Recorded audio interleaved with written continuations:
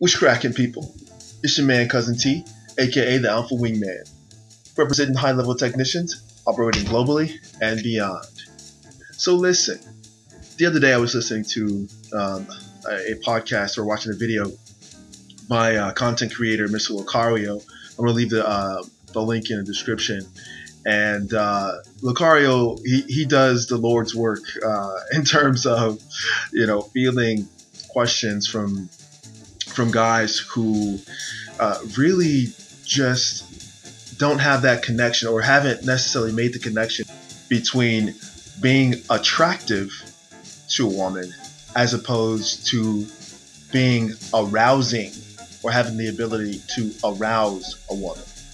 Now, shout out to Donovan Sharp, a content creator who has made multiple podcasts clarifying the difference between being attractive, meaning someone possessing qualities or resources or elements of their persona that draw someone to them on the basis of being able to provide a service, whether it's provision of resources and protection, as opposed to someone being arousing, meaning someone turning on a person sexually, meaning stimulating that inner nature, that raw sexual energy within the person. Two very distinct aspects of a person's ability to get someone.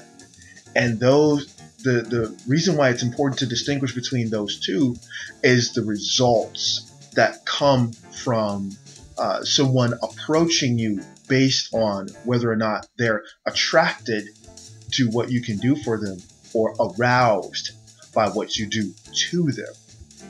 And in this particular video that Mr. Locario presented, he really hits the nail on the head by answering one of his viewers' questions.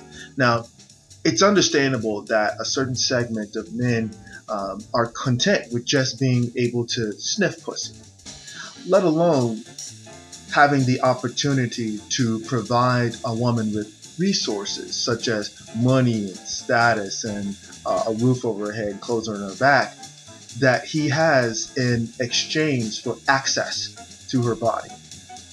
But here in the Select Manosphere, the majority of prospective masculine masters know that there's something missing in that transaction. And that's how you know that Locario knows what he's talking about. You see, most guys have not had more than 5 or 6 women in their lifetime for various reasons. But this almost guarantees that they have never experienced the unbridled sexual energy flow from a woman who could potentially even upgrade his imprint. Shout out to the Fieldmaster Ron Wills for that. The opposite can happen when a woman is providing basic transactional sex that could potentially mask a man's imprint with fake energy. The results of this could be the creation of a bitter, disconnected disdain for women with the inability to bond, similar to the quote-unquote thousand cock stare that MGTOWs talk about. This is yet another example of why what we do in the Select Manosphere is valuable and impactful. You see, when we break down what type of women provide energy conducive to powerful results, that's value. When we explain how you should present yourself in order to get the arousal attention of a woman capable of providing good energy, that's value. When we highlight how to pique a woman's arousal and how because of that arousal a man benefits from even entertaining such a woman in the first place, that's value. And that speaks to the primary purpose of the true game of man gets woman.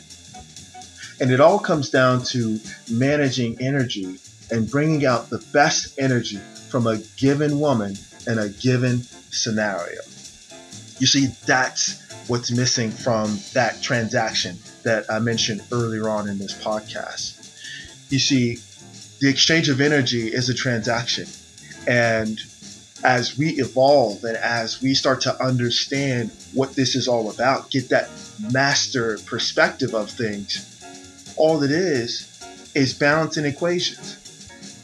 The equation of energy is what allows us to have a solution to these deeper questions, or have a solution to what we may feel is missing from our overall experience, from growing up in childhood, from going through the different twists and turns in life. Maybe it was joining a sports team, or joining the military, or going to college, or doing all of these things that that are promoted in the society as steps towards success, or things that are valuable. You see, over here in the Select Manosphere, we break these things down and we rebuild them with the tools of experience and wisdom of masculine masters who have gone through these process and pulled the most valuable elements from these processes, and have combined them in the stories that we tell, have combined those elements in the podcasts that we produce, and the unfiltered content that we produce and present on our Patreon sites. And as we move forward, it's only going to evolve even greater, and you're going to get even more insight. The thing is, and this is what was brought out in the previous video, is that there is a growing segment of the YouTube space of guys who may subscribe to the Select Manosphere, who are definitely a part of the Manosphere, who are coming to terms with either self-imposed limitations or externally imposed limitations that they simply do not want to grow beyond. And what's interesting is that I've seen a lot of videos and listened to some podcasts recently, as recent as this week, first week in September 2019, that a lot of quote-unquote Manosphere content creators are playing to the minimums, are saying, okay, so we've been red pilled, so that means that we're aware of the system. We're aware of the matrix. We're aware of, the divorce rape machine. We're aware of, hypergamy. We're aware of these things. However, we are non-select as according to the standard that Fieldmaster Ron Wills put out there. Fortunately, he's provided that for this space, and a lot of content creators are using that measurement to say, okay, here's the line between men who get selected easily by women and men who have to work harder, or men who simply don't need to necessarily work harder at becoming physically selective to women, but they can take their intelligence, or they can take their access to resources and use those as leverage. You see, I would say two things to this.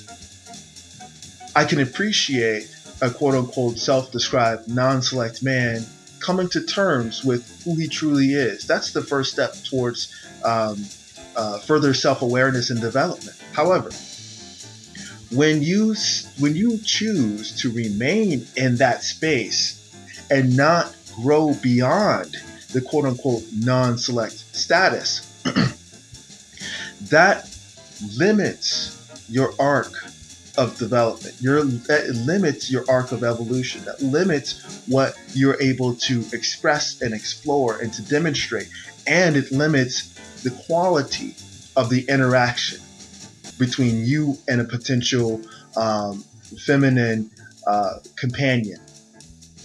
You see, the full circle to this particular discussion is that even though it's great that some content creators in the Manosphere on YouTube have come to terms with their station and their position, that is, in my opinion, negated by their unwillingness to develop themselves physically, to further stretch their mental capabilities, to interact and exchange stories and lessons and wisdom sets by men who are considered select, all for the sake of simply getting laid. That is a very distinguished line between chosen non-select men and established select men. See, a select man wants to always evolve, wants to continuously evolve in spite of getting a woman. The non-select man wants to do the very minimum and actually create artificial levers such as money, status, and influence in order to get the woman. See, the goal is not necessarily to get the woman. A select man knows that getting a woman and getting having female attention and that energy, that arousal, is a byproduct of developing yourself, evolving yourself, mind, body, and spirit. Getting women, getting the best energy from a woman is a byproduct of that. But that's something that the quote-unquote self-described non-select man is willing to forego just to get a piece of pussy. And that is tragic. But again, I applaud those who are being honest and saying, hey, this is as far as I'm willing to go. I will do the minimum that it takes for me to just get a piece of ass, go to the movies every now and again, watch Netflix and chill, and live out the rest of my days that way. And that's totally fine. That's why there is the Select Manosphere, for the caliber of man who wants to go beyond that and understands that to truly accept the red pill, to truly go beyond the red pill, means to take what you have learned and what you are getting from other men who have gone to where you want to be, and not just hold on to it, but to take all of those elements and all of that valuable information, apply it so that you can evolve and grow into a masculine master. As always, this is your man Cousin T, aka the Alpha Wingman, saying, stay sharp and mission focused. Later.